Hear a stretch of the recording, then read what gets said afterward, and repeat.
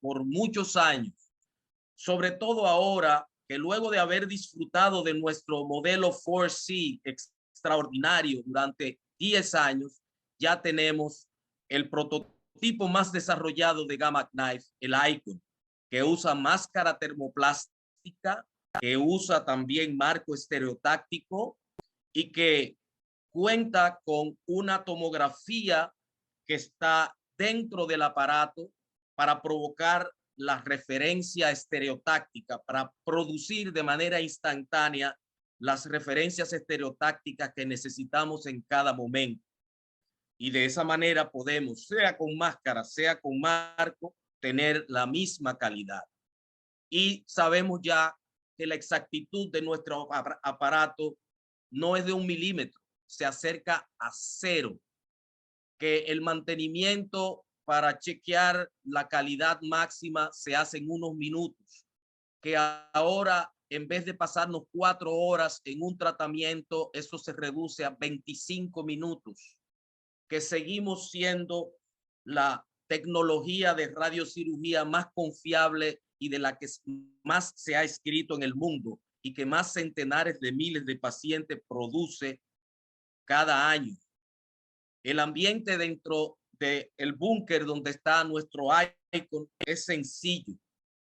Ahí el paciente, como lo ven, con máscara termoplástica, está todo el tiempo asistido por nosotros, por televisión y por voz. Y aquí está el secreto de esta tecnología, es el combi. Esa tomografía acoplada al Gamma Knife que nos permite saber si el paciente se movió, si el espacio estereotáctico con el que comenzamos el tratamiento se mantiene todavía, para evitar cualquier error, y nos hace tener la precisión instantánea en tiempo real de lo que está pasando en ese momento con el tratamiento del paciente.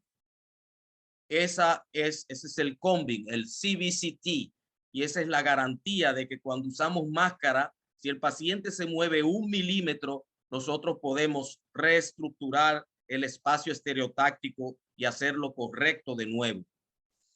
Es un sistema automatizado, robotizado, compacto, que usa mucha inteligencia artificial, es sencillo de uso, amistoso con el utilizador. Y para hablarnos de todo esto, tenemos a este campeón de la física mundial, el profesor Ian Paddick, que ustedes lo verán citado centenares de veces en los artículos que se publican, que tiene ya 24 años, como le decía, de experiencia en física médica, que ha tratado más de 5,000 pacientes con todos los modelos, el modelo B, el 4C, el Perfection y el Icon, que formuló el índice de conformalidad de Paddick y el índice de gradiente, que son esenciales para optimizar los tratamientos en radiocirugía, que es autor de numerosos artículos sobre radiocirugía aparecidos en las revistas de más alto impacto a nivel mundial. Es orador y lo sigue siendo, y moderador en conferencias y entrenamientos sobre radiocirugía a través del mundo, y ha ayudado en la implementación de más de 100 centros Gamma Knife. Él vino a visitarnos para darnos la bendición al abrir nuestro centro con el Icon, intercambiar con nosotros, y en unas cuantas horas hemos recibido más información de la que podemos acumular en poco tiempo. Ha sido el primer físico en ser electo como presidente de la Sociedad Internacional de Radiocirugía Estereotáctica, ISRS, y a través de su compañía de consultoría física, Medical Physics Limited, da servicio a varios Gamma Knives de Reino Unido y Holanda. Ahora vamos a tener el platillo especial de esta noche, la conferencia Avances de Radiocirugía por Gamma Knife en metástasis cerebrales. Ian habla un British English lento, suave, que se puede entender. Vamos luego a moderar para los asuntos de las preguntas. No consideramos adecuado traducción simultánea porque él habla muy claro y todo el que conoce el lenguaje de radiocirugía podrá entenderlo. A partir de ahora les dejamos con el profesor Ian Paddick.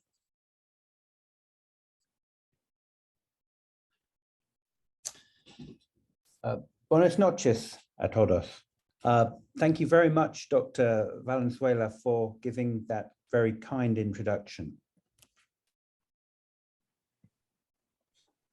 So I'd now like to share my screen with you, and hopefully you can see this. So I want to talk today about the role of gamma knife and advances in radiosurgery for the treatment of brain metastases. Dr. Valenzuela has very kindly already shared my personal history, but one of the things that I have been involved with is treating a lot of multiple brain mets. I was involved in the first double-digit metastasis treatment in Europe in 1999, and I've planned up to 55 metastases treated in a single session, and around 2,000 brain metastasis treatments. So I have a number of questions that I'd like to ask, which I think we need to answer when we look at SRS for brain metastases. First of all, how many is too many? Well, we need to make sure that our treatment provides clinical efficacy, it's doing good. We need to make sure that it's safe. So we need to make sure that it's giving a low dose to the normal brain. We need to make sure that it doesn't provide a disproportionate drain on staff resources. So it should be relatively efficient to administer. And it should provide good value for healthcare providers. There's no point in giving a treatment that's very expensive and actually provides very little benefit for the patients that are being treated. So let's first of all look at clinical efficacy. And in a way, I'm sorry that I'm showing you such old data. This is historical unpublished UK data when I used to personally be involved in following patients up and recording the data. But this is looking at treatments delivered between 24 years ago and about 15 years ago. And this is interesting because these treatments are before the advent of targeted therapies. So these patients we know do much better nowadays with the new drugs available than they did in these days. And yet actually the survival that we've got here is pretty good. So for breast cancer, we've got a median survival of around 15 months, lung cancer 15 months, melanoma not so good, but the advent of targeted therapies has dramatically improved that. And if we look at the number of metastases versus survival, we can see that patients with single metastases tend to do better. With 2 to 6 metastases, it's still over a year, so it's still significant. While the treatment of greater or equal to 7 metastases in this data is not so good. But that doesn't mean that no patients do good. And if we actually look at individual pathologies, we find that we have a subset of patients that do incredibly well. So if we look at breast metastases, single patients had a median survival of almost 30 months. And remember, this is old data. If we look at patients that have between 2 and 10 metastases, it was still 15 months. And patients with 11 or more metastases, we're looking at survival of over a year. So this is a good treatment. Here's an example. And this is one of the patients that we treated very early on in around the year 2000, a 40-year-old patient with 2 children of 2.5 years of age. We really wanted to do the best we possibly could for the patient. But when we performed MRI, we found 10 brain metastases. And in those days, that was too many. So I remember the professor I worked with, Krista Lindquist, going up to the ward to tell the patient I'm sorry, we can't treat you. We're going to take your frame off of the stereotactic frame. And the patient refused to have it taken off. She insisted on being treated. And you can see a follow-up scan, a 3D view of the remaining enhancing lesions 11 years after that first treatment. And it was this sort of treatment that made us realize that there is a subset of patients that do incredibly well, even though they have a large number of brain metastases. So we know that treatment can be extremely beneficial to patients, but we need to make sure that it's safe. So we need to make sure that we're delivering a low dose to normal brain. And I've heard it said, particularly in radiation therapy circles, they say, well, if you're treating 10 metastases with gamma knife, well, it's the equivalent of whole brain radiotherapy. It's just a very expensive way of delivering whole brain radiotherapy. And it's that sort of comment that makes me think, right, I'm going to demonstrate that that is not the case. So what I did here was I obtained a dose volume histogram for the whole head of a patient that received conventional whole brain radiotherapy. That's 30 gray and 10 fractions. Also a patient that was being treated for multiple brain metastases with tomotherapy, and they received 30 gray to the brain plus a 10 gray boost to the metastases. And then I picked a particularly difficult case, which was a patient that was being treated for 28 relatively large brain metastases, treated with 18 gray single dose. That's 36 gray maximum dose. And then I plotted the 3 dose volume histograms from the 3 separate treatments. And what we're observing here is on the x-axis, we have dose. On the y-axis, we have the relative volume of the patient's head. And the total radiation burden to the patient is the area under each of the curves. So the larger the area under the curve, the larger the radiation burden to the head. And you can see here quite clearly that the red curve, which is conventional whole brain radiotherapy, has the largest burden to the whole head. And then after that, tomotherapy actually does quite well. You get a lower overall burden to the head, but you get a higher dose, maximum dose to the brain metastases. But you can see that gamma knife, and this was for an extreme case, 28 brain metastases, you can see the green line is pretty much hugging the X and Y axis here. Now you could say, but the dose delivered with gamma knife is single fraction, while with Linac it's delivered over 10 fractions, so that's not very fair. Well, let's plot gamma knife against just a single fraction of whole brain radiotherapy. So that's just 1/10 of the treatment that the patient receives. And in this case, you can see that the area under the curve, it's about the same. So the total radiation burden to the head is approximately the same, in this case, as just 1 fraction of whole brain radiotherapy.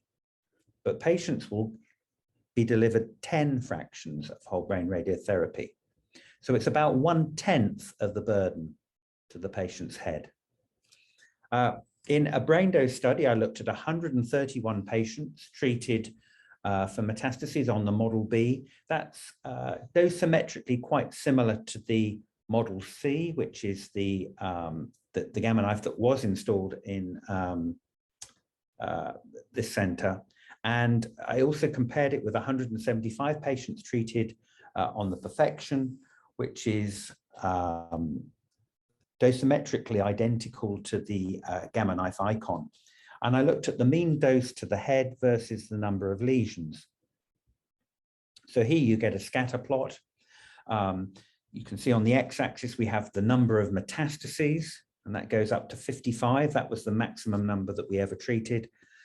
And you can see on the y-axis we have the mean dose to the head. And remember that 3 gray is just 1 fraction of whole brain radiotherapy. So you can see that there were just 5 patients that received a dose of more than 3 gray. And actually 3 of those were the old type of gamma knife. So if you use a new Perfection or Icon gamma knife, you actually deliver a lower dose. And there were just 2 patients that received a dose of greater than 3 gray. And this is a summary of the data. So the mean number of metastases here was 5. The mean volume of the metastases was around 9 in the 2 groups. No statistically significant difference there. But the mean dose to the head was actually lower for the newer gamma knife model. And that was statistically significant.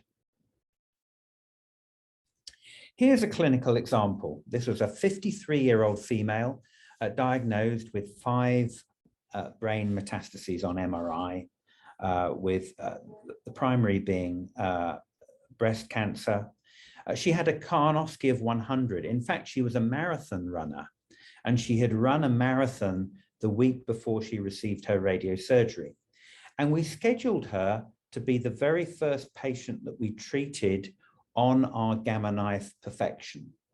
We wanted to start off treatment with a very simple case. So we thought 5 brain metastases would be relatively simple. We managed her with radiosurgery alone for 114 lesions over 2 years and 8 months. And she had a Karnofsky of 100, which remained for over a year and a half. So the very first treatment in January 2007, once we had used, we used to use a triple dose of gadolinium to detect brain metastases. We discovered, to our horror, 26 lesions. Now, if we were treating with a CyberKnife or a Linac, that would have been game over for the patient. We would have had to say, we're very sorry, but we can't treat you. We can give you whole brain radiotherapy. A lot of these patients, by the time they come for radiosurgery, they've looked up, they've Googled radiosurgery, and they understand that whole brain radiotherapy is not a good treatment if you want to retain your cognitive function. And so a lot of patients are really quite scared of whole brain radiotherapy at this point. So it can be devastating to them to tell them that they have to have that and they can't have radiosurgery. Well, this case, actually, it took less than an hour to plan the treatment and just 3.5 hours to treat. So even though it was 26 lesions and we were treating on a gamma knife that we were unfamiliar with, because this was our very first patient, we were able to treat that patient. So that was January 2007. The patient comes back 3 months later, and actually there were 3 very, very small lesions that we didn't detect despite using a triple dose of gadolinium. The total volume here was just 28 cubic millimeters. It took 20 minutes to plan the treatment and 30 minutes to treat. The patient then comes back in August, and we treat lesions 30 to 38, a very small volume, again, 0.29 cc's, 40 minutes to plan the treatment, 2.25 hours to treat. Then the patient comes back again in December 2007, and this time we treat lesions 39 to 67. Again, a very low volume, because if we follow these patients up, these lesions never get large enough to be a significant volume in the brain. So we can pick off these tiny little, what we call micrometastases, very safely and efficiently. And in fact, at December 2007, only 3 of the lesions that had previously been treated were visible on MRI. All the other lesions had completely disappeared.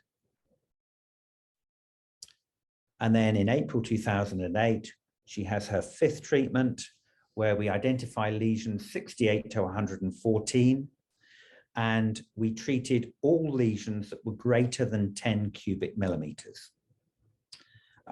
Less than 4 hours to treat. The patient unfortunately succumbed to her disease in September 2009. So not a particularly long survival compared with a lot of our other patients. That's not the point here. I'm just trying to show you how we can manage a patient with multiple brain metastases over a period of time. And this technique is often called radiosurgery on demand. So as the patient is followed up, each time new lesions develop, we just pick them off when they're very small with radiosurgery, and the patient never has to have a whole brain. So this table is a summary of the 5 treatments. We delivered a prescription dose of 25 gray to all the lesions on each session. The total number of targets was 114. The total volume of the targets was just 7.5 cc's, so very, very low volume. The mean dose to the head was low. The total, if you add them all together, was 5.8 gray, but that was delivered over a period of 15 months, so the biological effective dose would be much lower. And you can see here the volumes covered with the 8 gray and 3 gray were extremely low. Now, some people will say, but if there are 10 metastases at the first treatment, there'll be 10 more when you image the patient at the next follow-up appointment. Well, I looked at 207 patients treated at the Cromwell Hospital. And again, this was in the days before targeted therapies. And we found that 33% of patients were retreated with gamma knife due to new metastases. And so we can ask ourselves the question, does the presenting number of metastases predict the need for further treatment? That's a little bit difficult to answer, but if we switch the question around and say, do patients that require further treatments present with more metastases in the beginning? That's something that's quite easy to answer. So I simply divided the cohort of 207 patients between those that received just one treatment session and those that received more than one treatment session. It was between 2 and 6 treatment sessions. And what I found here, interestingly, was that the mean number of metastases between the 2 groups was almost identical. It was 5. But the survival between the 2 groups was dramatically different. So patients that just received one treatment session on average live for 10 months, but 2 to 6 treatment sessions live for 25 months. So that demonstrates that retreatment is given to patients who live longer. And if you live longer, you're going to develop more brain metastases. And it's not, you're not retreating patients who have higher numbers of metastases at the first presentation. Does high volume exclude SRS? In the United Kingdom, the National Health Service will fund treatment of brain metastases, unlimited number, but the volume is limited by 20 cc's. That's the cutoff point. This is pretty arbitrary, but we're very grateful that we get funding for an unlimited number of metastases. But what about this case? You can see the patient's got a very large dural-based met that has recurred after surgery. This maybe doesn't look like a good case, and in fact, this was 20 cc's in volume, so at that cutoff point. 6 brain metastases in total, but the patient's alive with no further progression 12 years after this original SRS treatment. So, you know, this is an undoubted success. In another case study, and this is looking at multiple metastases in the targeted therapy era. So this is a patient, 33-year-old female, first diagnosed in 2009 with stage 4 breast cancer. So a devastating diagnosis to a young woman. Multiple brain metastases were found in 2018, and whole brain radiotherapy was recommended. But the patient refused whole brain radiotherapy, did her own research, and came to the center at Queen Square requesting radiosurgery. They were discussed at our MDT in January 2018 and accepted for treatment. So in the first treatment, January 2018, we treated 15 targets. The total volume was less than 1 cc, so very, very small lesions. The 12 gray volume in total was just 8.2 cc, so very low. The patient then returns in July, so 6 months later, with a further 23 targets. The total volume is less than 1 cc, so we can give very safely pick off these brain metastases and give them a maximum dose, which in this case would be, I think, 22 to 25 gray. And then the patient returns again in November 2018. And at this point, sometimes we think, oh, the game's up. The number of metastases keeps coming. And we treated 21 targets. The total volume was just half a cc in this case. So we treated 59 targets in 3 sessions. But what's going to come in a few months' time? Well, I'm very pleased to say that this patient has not developed any new metastases at all. And I follow her on Twitter, and she regularly tweets her follow-up results. And I was lucky enough to meet her just 3 months ago. And she's still well, she's active, she's got her own charity called Copperfield, where she tries to support patients that have been diagnosed with breast cancer. So this is a fantastic success story. And this patient would have received whole brain radiotherapy if she had not protested. And I think what's really quite crazy about whole brain is nobody would be allowed to develop a treatment like whole brain in 2022. What are you doing here? You're not giving enough dose to control the lesions. We know that local control with whole brain is inadequate, and you get significant relapses at a year if the patient's lucky enough to live that long. But because you're treating the whole brain, you can guarantee that patients will feel sick, they'll lose their hair during what little time they have to live. So to me, it's a real lose-lose, while I think radiosurgery can be a win-win. Can we predict survival? Can we tell which patients are going to do well and which patients, well, whether we treat with radiosurgery, whether we treat with whole brain, they're not going to do so well. And so in this study, 22 attending radiation oncologists were surveyed. They were asked to provide survival estimates for 689 unique patients with metastatic disease. And they were asked to estimate the survival of those patients, either 0 to 6 months, 6 to 12 months, 12 to 24 months, or greater than 24 months. And the estimate was considered to be accurate if the patient actually survived in that same period.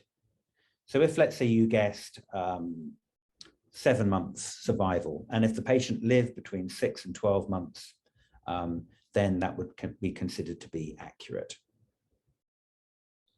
Well, out of the 877 predictions, less than 40% were actually considered to be accurate.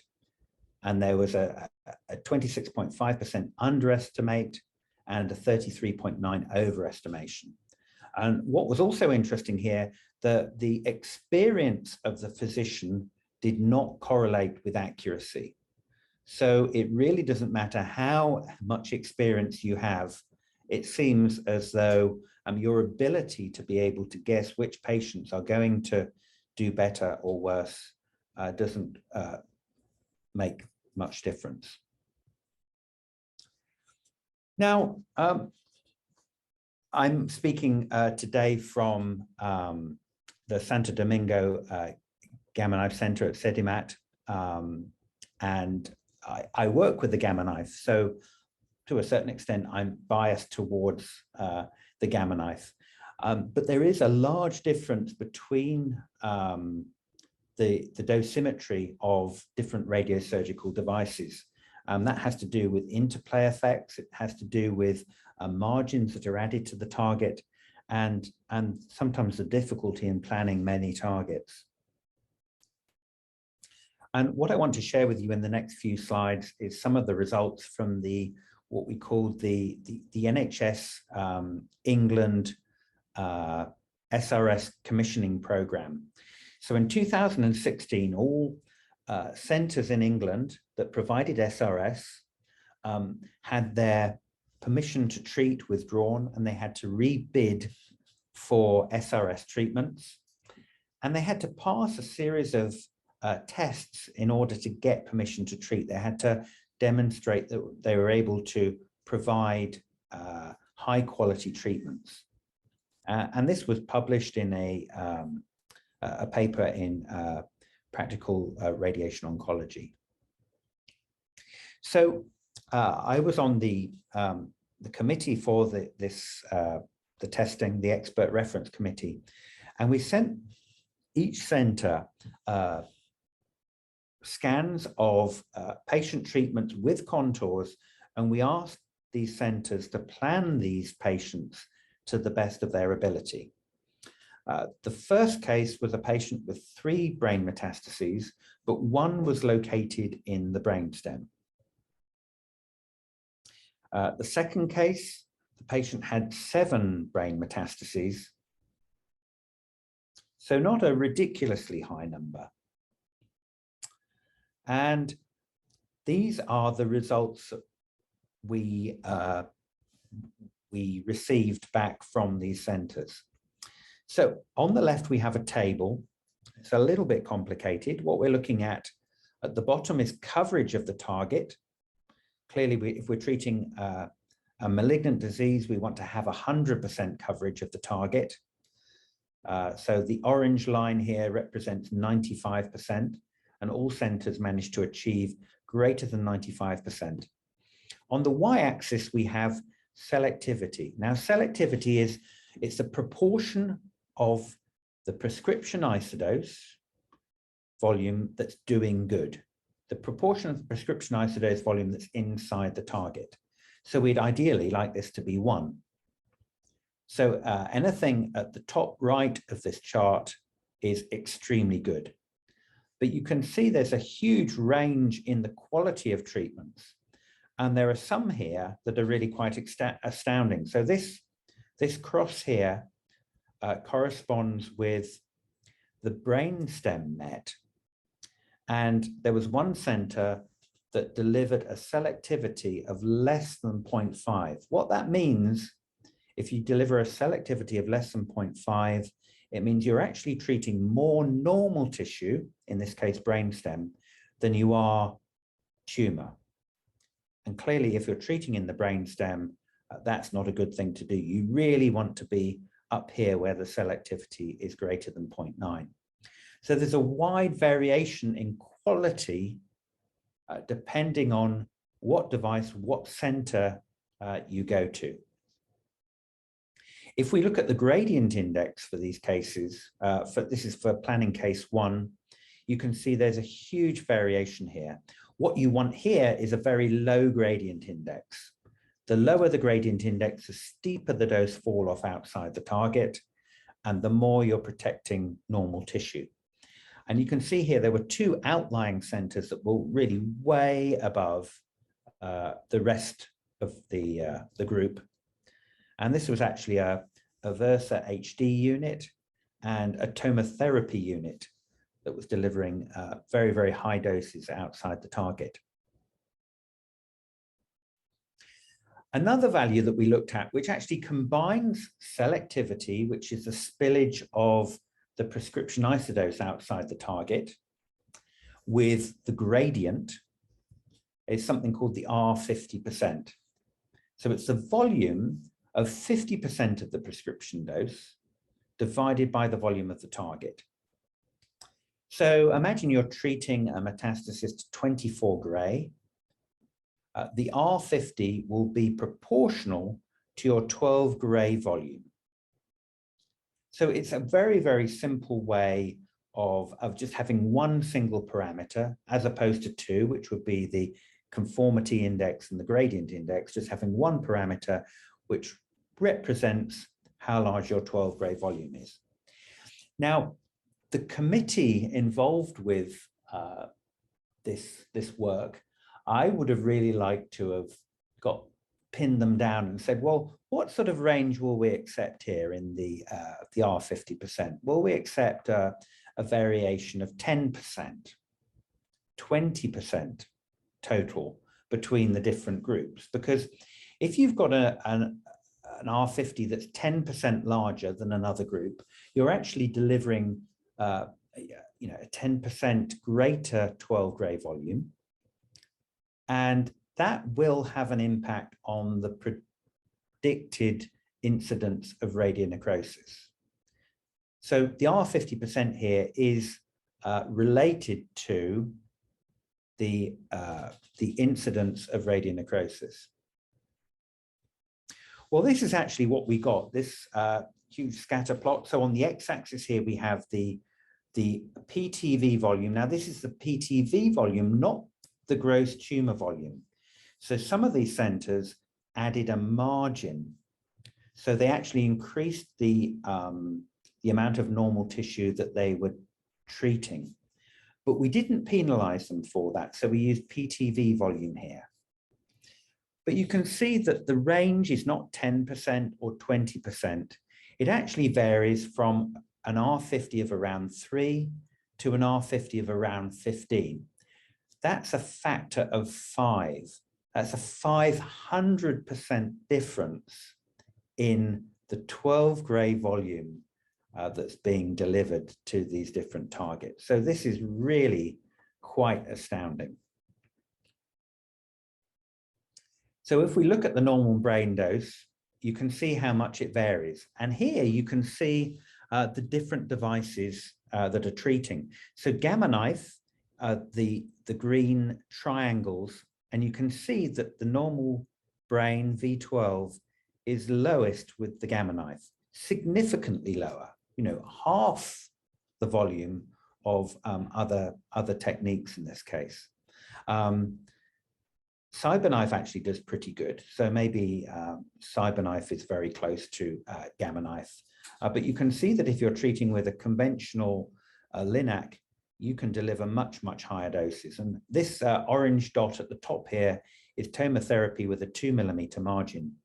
But you can see that this case here, 150 cubic centimeters of 12 gray, while the Gamma Knife was able to achieve sometimes around 10 cubic centimeters of 12 gray. So that's a factor of 15 difference. And that is going to make a difference to the incidence of radionecrosis. So we generally treat with radiosurgery, and we normally define that as delivery of treatment with a single fraction. And this is looking at the results of the RTOG 9005 study. This is quite an old study now, probably 30 years old, looking at the incidence of grade 3, 4, and 5 CNS toxicity delivered with 18 gray to different diameter targets. And you can see here, if you're less than 20 millimeters in diameter, your incidence of toxicity is less than 10 gray. This is 30-year-old data, so the treatments are going to be really quite crude compared with the sophisticated, more conformal treatments that are delivered nowadays. These patients had also received whole brain radiotherapy, so they had been previously treated. If we look at a target diameter of 20 to 30 millimeters, it's around 20%, but you can see as soon as you get above 3 centimeters, the toxicity here goes up to 50%. So how do we reduce this toxicity? Well, there's a lovely paper by Wigenrad, which looks at the local control of brain metastases versus the diameter. So it's looking at a number of series of brain met cohorts, looking at the local control, the dose, and the size of the brain mets. So the way that we can reduce toxicity, we know, is just lowering the dose. But clearly, this slide is showing us that if we lower the dose, we're going to reduce local control. We know we get very high local control, above 90% if we can deliver 24, 25 gray, but that's going to go down to around 50% if we're delivering 15 gray or thereabouts. But we still need to reduce this toxicity. So can we fractionate? And this is looking at some data looking at either hyperfractionated cases or staged radiosurgery cases. And you can see some very interesting data here with much higher local controls. This data here, 3 times 13 gray, looks great, 90% control with relatively large diameters, but I think that was an outlying case, and actually the median diameter for all of these cases is just 12 millimeters, so much smaller. But you can see that there is some promising data here, particularly this one here, 3 times 10 gray, which is data from Higuchi, which is using what we call a staged radiosurgery approach.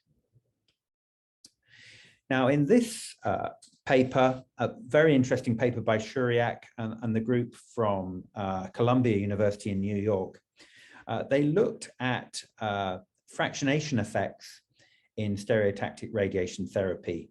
Looked at almost 3,000 patients. So this is a really large cohort. However, this is looking at brain lesions and lung lesions. So it's not 3,000 brain lesions here. And what they found was that if they plotted tumor control probability versus BED, that's the biological effective dose. So that's taking into account, this is biological effective dose is the effectively the clinically effective dose, taking into account whether you fractionate the treatment or not. And what they find here is that for lung lesions, it really makes no difference whether you deliver a single dose or you hyperfractionate. For a given BED, you get roughly the same tumor control. However, if we look at the chart at the bottom, they claim to have found a significant difference. And if we look at the biological effective dose at the isocenter here, you can see that the green single fraction data points tend to produce a lower tumor control probability compared with the multi-fraction data for the same BED. So that would suggest that there is a significant difference. However, when you look at these kind of papers, you need to be extremely critical.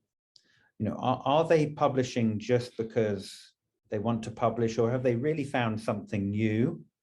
And do they really understand the treatments and the series that they've used in their data?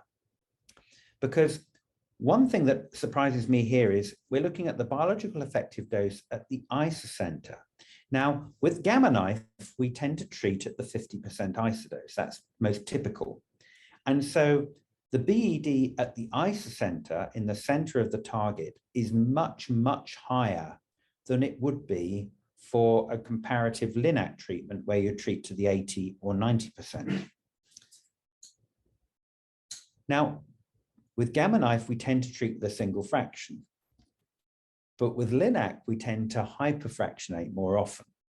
So these blue dots here represent hyperfractionated LINAC treatments, where the maximum dose inside the target is much lower than these green triangles, which tend to be single fraction Gamma Knife treatments, where the BED is much higher in the center, even though the peripheral dose might actually be lower. So these green triangles actually need to be moved to the left here if we're looking at peripheral dose. And actually, the team admit that. They say if peripheral doses were used, the evidence became too weak to differentiate between single and multiple fractionated SRT. So actually, they found that peripheral doses, this breaks down and there is no advantage in hyperfractionation. But we still want to reduce our incidence of radionecrosis. We still want to make treatment safer. How can we do this? Well, stage radiosurgery, I think, it's a method that's really catching on around the world. It's very easy to deliver. You deliver 10 gray in 3 separate treatment sessions, 2 weeks between each fraction. And what we find is that when we come to the second treatment, the tumor has significantly shrunk. We deliver another 10 gray, but we replan the treatment and reduce the field size because we're able to reduce the volume because the tumor has shrunk. We give another 10 gray, and then by the third fraction, we find that the tumor is substantially smaller again. And Higuchi, I think, was the first person to propose this in 2009. And he got very good control rates with a very low adverse radiation effect, which was 16%.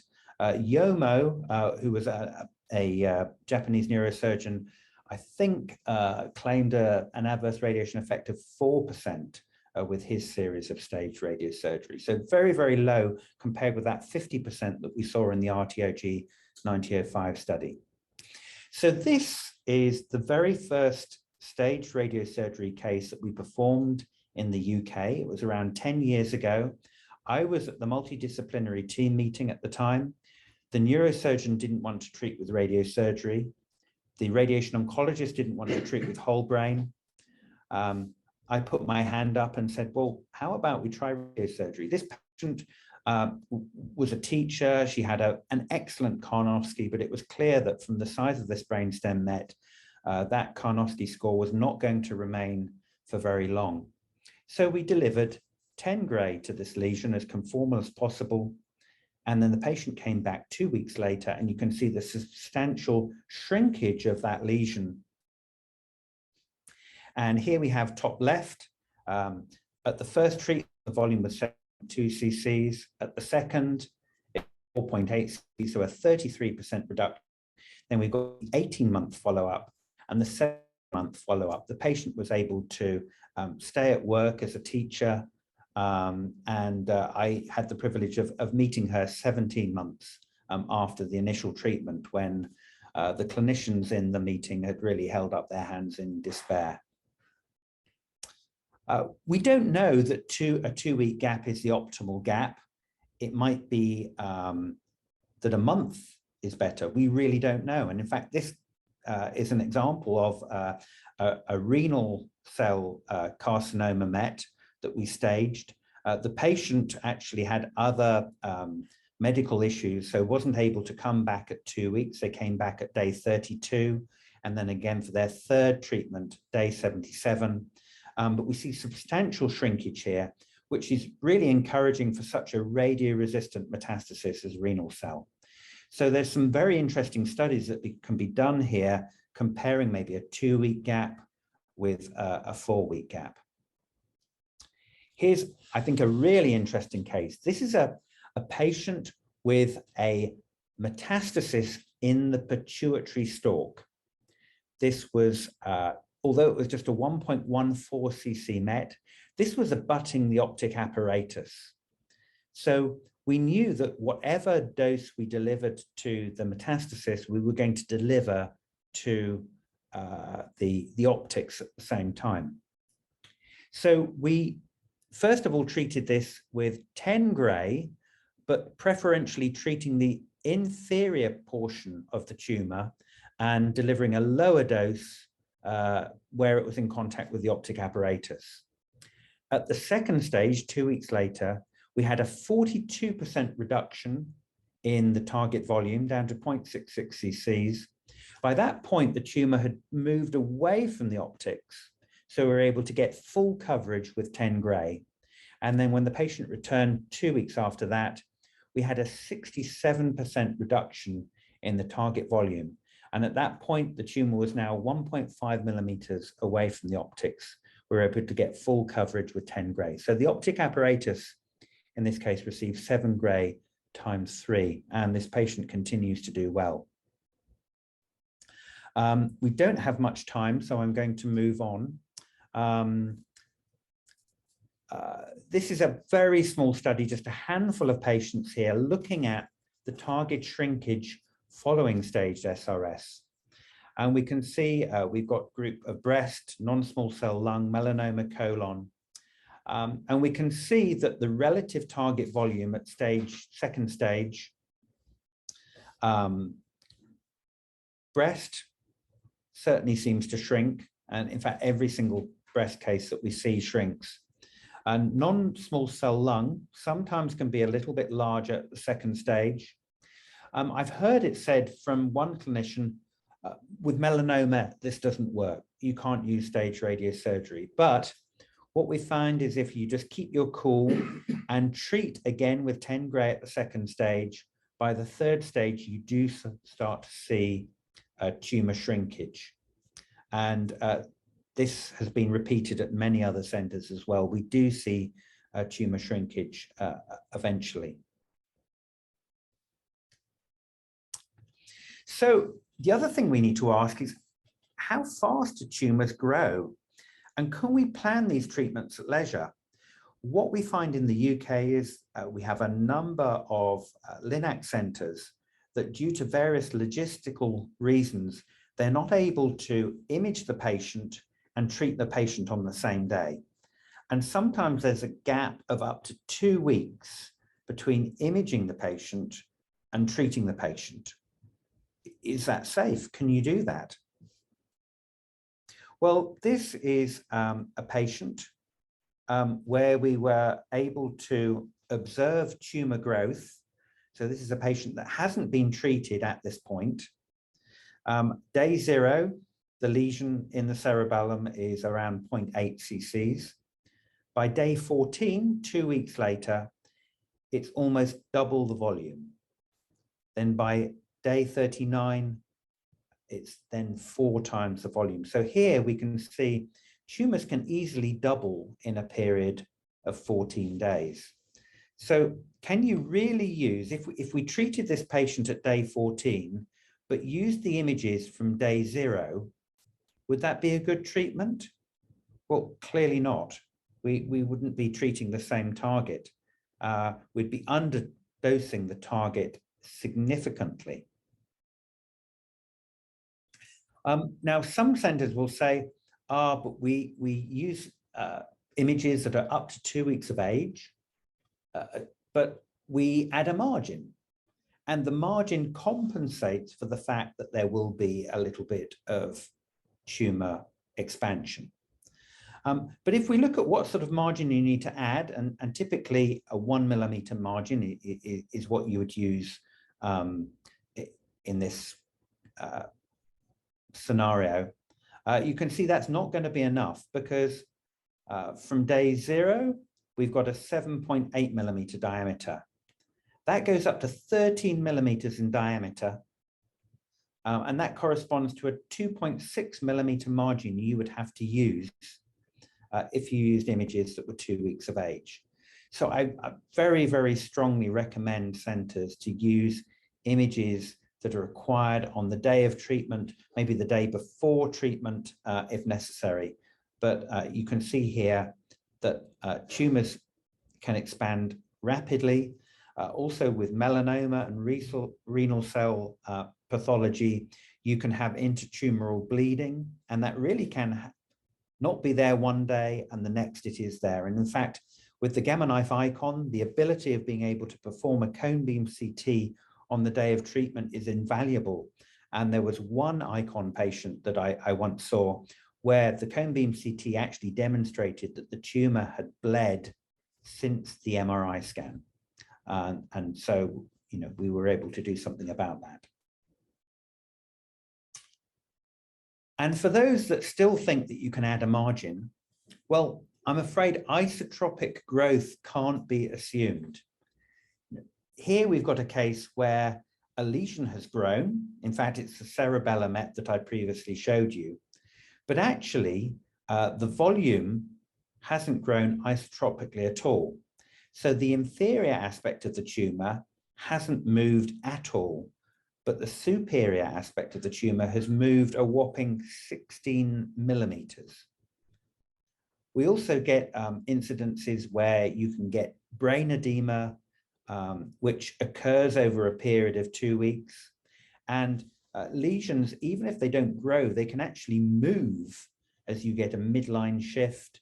The brain moves and the lesions can move as well. So you can end up targeting somewhere, you can end up targeting normal brain and miss the tumor altogether. For those of you that still doubt what I'm saying about delaying the treatment, I think there's an invaluable paper by Zachary Seymour and the group from UCSF, where they asked the question, well, let's look at a series of patients that were treated with MRI scans that were less than 14 days of age and more than 14 days of age. Let's see, is there any difference in the clinical effect? So in this group, we have 47 patients with less than 14 days, and then 35 patients with MRI scans that are greater than 14 days. And if we look at the Kaplan-Meier plots, at the top, we're looking at local freedom from progression. You can see a significant difference in the freedom from progression for the patients that were planned using newer scans. These are up to 14 days of age. So, you know, I would still argue that some of these scans are very, very old, but certainly better than using greater than 14 days of age. But there was a significant difference in local control. But this was so significant that this actually transferred into overall survival. So we can see here that the survival of the patients was actually affected by the age of the MRI scans used at treatment. So this is really, really critical. So if there are any viewers out there that are using old MRI scans, I would really urge you to stop that practice and start using newer MRI scans, ideally on the day of treatment. So let's look at the historical perspective here. And maybe this is one of the reasons for the reluctance of some clinicians to accept radiosurgery. If we look to the treatment of metastases 20 or even 30 years ago, often we were using CT imaging. We weren't detecting all of the lesions in the brain. Maybe we were only detecting 50% of those lesions. So it wasn't efficient. And so when patients did return for a follow-up scan, we found that there were lesions, new lesions. We thought they were new lesions, but actually they were there in the patient originally. It's just that we couldn't see them because we were scanning with CT, and CT is very, very poor at picking up these small micrometastases, which can be picked up with good quality MRI. 10 years ago, maybe we had poorer MRI imaging. Maybe we had an 80% hit rate, and we had inefficient treatment platforms. So it was more difficult. It took longer to treat patients with multiple METs. Now we have higher resolution, higher contrast imaging, better contrast agents. Maybe we're getting somewhere closer to our 95% hit rate. And so a lot of patients are not returning back so quickly with distant recurrences. And in the future, maybe we'll have higher resolution imaging, better contrast agents. Maybe eventually we can achieve 100% hit rate. And if we combine that with an increased efficiency of treatment, it's going to be much, much better for patients to be treated in this way. So to conclude my talk, focal treatment of anywhere between 1 and 30 metastases is relatively easy to treat with the Gamma knife. It's not a problem. If a patient comes with 3 metastases and they end up having 30, we can still treat them quite comfortably in the same day. So it's not that devastating news to the patient that we can't do anything for them. Patients with many metastases, so that's greater than 10, can often be treated safely with a very low brain dose, and often these patients have very good survival. And the advent of targeted therapies means that brain metastasis control is more critical than ever because it can significantly prolong survival. And larger lesions can be treated via staged adaptive SRS instead of conventional fractionation. And hopefully I've demonstrated to you that the single-day scan, plan, treat protocol is really ideal for the treatment of brain metastases. So I'd like to thank you very much for your attention, and I'd like to welcome any questions from the viewers now. Thank you, Ian, for your outstanding talk. Thank you for coming to our country. Was welcome you open arms. We have learned a lot. Estoy dando las gracias a Ian por su conferencia magnífica, por visitarnos. Les decimos a todos que toda esta plática de él va a estar a las órdenes de ustedes, traducida al español para los que lo desean. Solo tienen que contactarnos en el Centro Gamma Knife Dominicano. Pueden escribir en el área de preguntas y respuestas, pueden escribir su pregunta. En lo que ustedes van escribiendo su pregunta, a mí me gustaría conocer su opinión sobre el triple gadolinium MRI. Ian, people is preparing the questions for you through the system. In the time that they formulate the questions, please let me know when do you use the triple GAD MRI protocol? All the time that you suspect multiple meds is or you have a specific kind of patients? Yeah. Okay, yeah, thank you very much for that question. So we actually moved from triple dose gadolinium to double dose gadolinium around the time that we moved from the contrast called Multihance to one now called Gadavist. Gadavist is a really good contrast agent. The difference in contrast agents is really quite astounding. There's one called Dotarem that I really dislike. It's used a lot in the National Health Service, but it's very, very difficult to pick up small metastases with Dotarem. So I think we find that Gadavist, it has about half the T1 relaxivity of other contrast agents. Multihance, I think, has been discontinued now in the UK. So we use Gadavist, and a double dose of that is more than adequate to enhance and show up these really, really small metastases. We're now treating metastases as small as 3 cubic millimeters.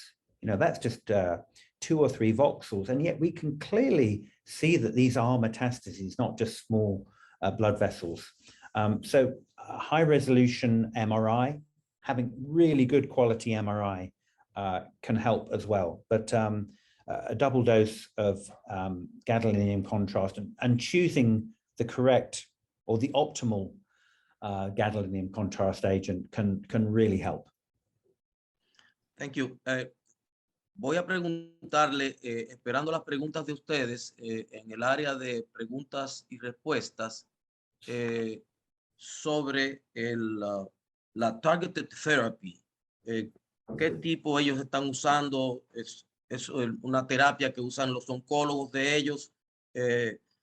Ian, you were talking about targeted therapy. I guess you were talking about chemotherapy or immunotherapy or therapies beside the radiosurgery. Am I right, or is another thing when you talk about targeted therapy? No, I'm talking about all the new checkpoint inhibitors, the ABs, as we call them, ipilimumab and immunotherapy, targeted, personalized kind of chemotherapy, and so on.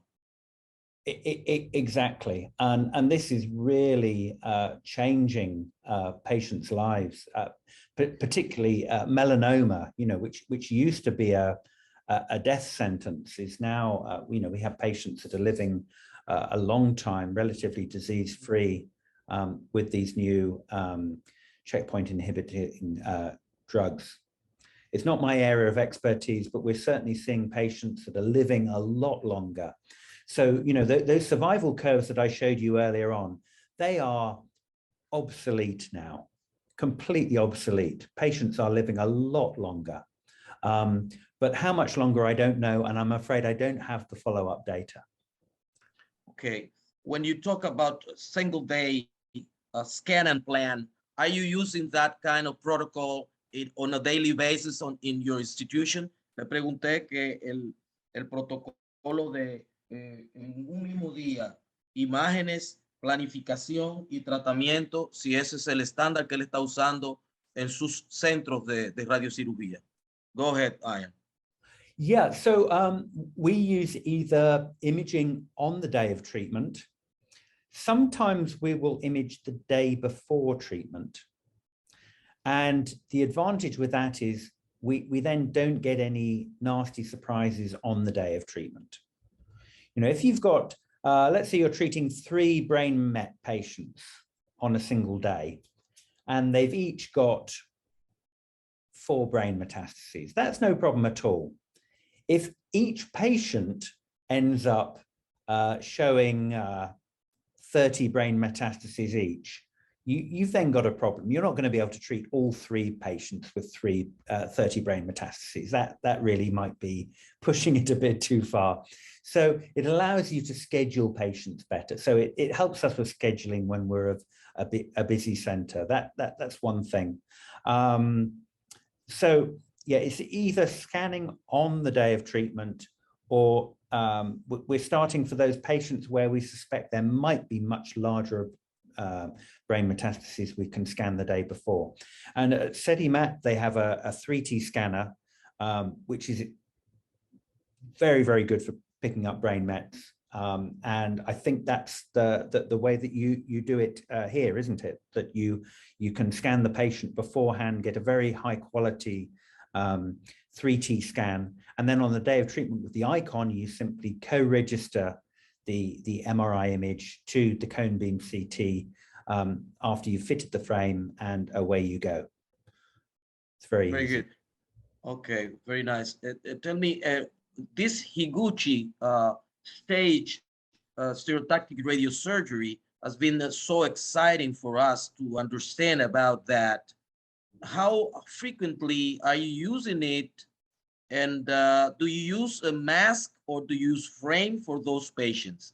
Le estoy preguntando que esa técnica de Higuchi, de el staged radiosurgery para metástasis grandes, si lo está usando de una manera muy frecuente en todas esas metástasis amplias de amplio volumen que él está encontrando. Go ahead, Ian. Your questions are excellent, I must say. So what we typically do is we'll use a stereotactic frame for the first treatment, particularly if we're imaging the patient on that day. because if the patient's got other smaller metastases, the treatment might be long, and we feel that it's kinder to the patient if we treat them in a stereotactic frame. For the first stage, we would treat them in a frame, and then the second and third stages, we would then treat in a mask, because by the second and third stages, we're just treating that one, maybe two large metastases, and the treatment time is short enough. It typically less than 30 minutes, so the patient can have a much more comfortable treatment with a thermoplastic mask. So it's very easy to do. We would treat the patient in a mask on the first fraction if we knew that they just had maybe one single lesion that needed staging, because then treatment is very, very quick. Very good. In patients that are in a delicate state and brain mets inside the brain stem, have you ever used masks for those kind of patients that do not tolerate a frame or are so much excited or agitated for? Le estoy preguntando si esos pacientes que tienen metástasis dentro de el tronco cerebral y en sitios delicados ha usado máscara en vez de el marco estereotáctico en casos particulares de pacientes delicados, de difícil manejo, etc. Go ahead, Ian. No, this is not something that we would we feel comfortable doing at the moment. We know that the stereotactic frame is the most accurate way of holding the patient's head completely still during the treatment. So we would prefer to do that when we're treating a tumor in such a critical area of the brain. And also sometimes it can be kinder to the patient. You know, if you're telling a patient in a mask, you must keep completely still, that can be a source of stress to the patient. And we've had patients that have been treated in a mask with both the Icon and with CyberKnife and Linac, and they've been treated in a frame, and they actually say they preferred the stereotactic frame. This was quite a surprise to us to begin with. We really felt that with the Icon, we could offer lots of people a mask-based treatment, because we had started to believe the comments from the Linac community that the frame was barbaric and it was uncomfortable. And actually, that's not the case. That the patients often say that they prefer the frame. Now, it will depend on how long the overall treatment is. And I truly believe that if the treatment's 30 minutes or less, then it's more comfortable to have the mask. But if it's longer than that, if the patient has a 2-hour treatment in the Gamma Knife because they have 20 metastases, they sleep during the treatment. It's no problem for them at all. Okay, thank you so much, Ian, for all your ability to teach us so complicated things, so simple and understandable. Le estoy dando las gracias por hacernos entender cosas tan complicadas de una manera tan sencilla. A ustedes, para no abusar más de su tiempo, el Centro Gamma Knife Dominicano les agradece infinitamente su respaldo, su confianza, enviarnos sus pacientes, interactuar con nosotros en favor de la salud de sus pacientes. Ahora con este prototipo de óptima calidad que está a su disposición, el Icon de Electa, nosotros esperamos seguirles sirviendo con ese mismo calor, con esa misma solidaridad, sin pensar en nada remunerativo, sino en la salud del paciente, solidarizándonos sobre todo con la salud de su paciente, recibiendo su paciente en nuestro centro y devolviéndoles a ustedes sus pacientes para que ustedes los sigan y poder obtener los mejores resultados. Muy agradecidos de que se hayan contactado con nosotros en este brillante webinar del profesor Ian Paddick. Les deseamos un saludable y exitoso 2022. Estamos siempre a su disposición. Que pasen una feliz noche. Gracias de nuevo. Muchas gracias. Buenas noches.